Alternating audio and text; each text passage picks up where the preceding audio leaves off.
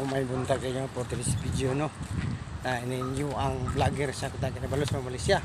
Sabihin Marim. Ako na po i-explore ninyo ang kabuntagon karon bastang kainit. Basta ka mo pag hinahinay mo diya. Kailangan mag-inom dyan mong tubig udagan kay delikado ang ato ang stroke. Kailangan mag-exercise matag adlaw. Ako ang mga taga-suporta diya. Kita ninyo ang kainit sa panahon. Sana kita magbantay-bantay sa atong health.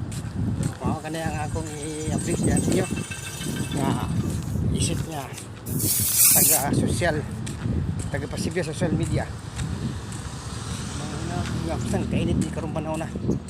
Di gid madala. Magtuan sa mga exercise yung yun kana buntag. Di mana akong plan sa wala pa ko nag-exercise.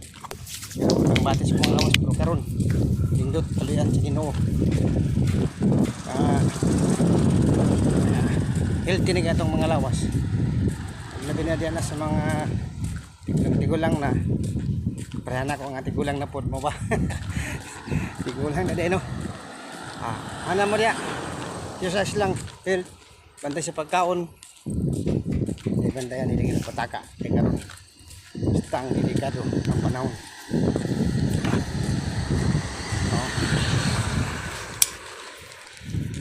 Kita makita nyo na ang sitwasyon.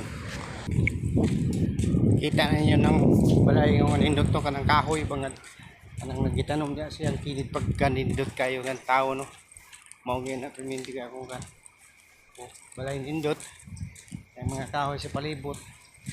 Kung sa'yo nga lang kahoy ni palihog lang ko kumintin nyo diya.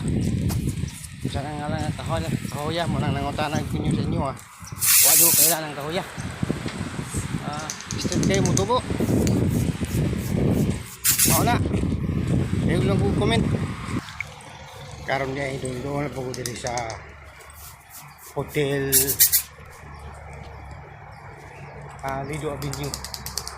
Kita nyo ng palaw yapon pa din yung sa Hotel Lido Avenue.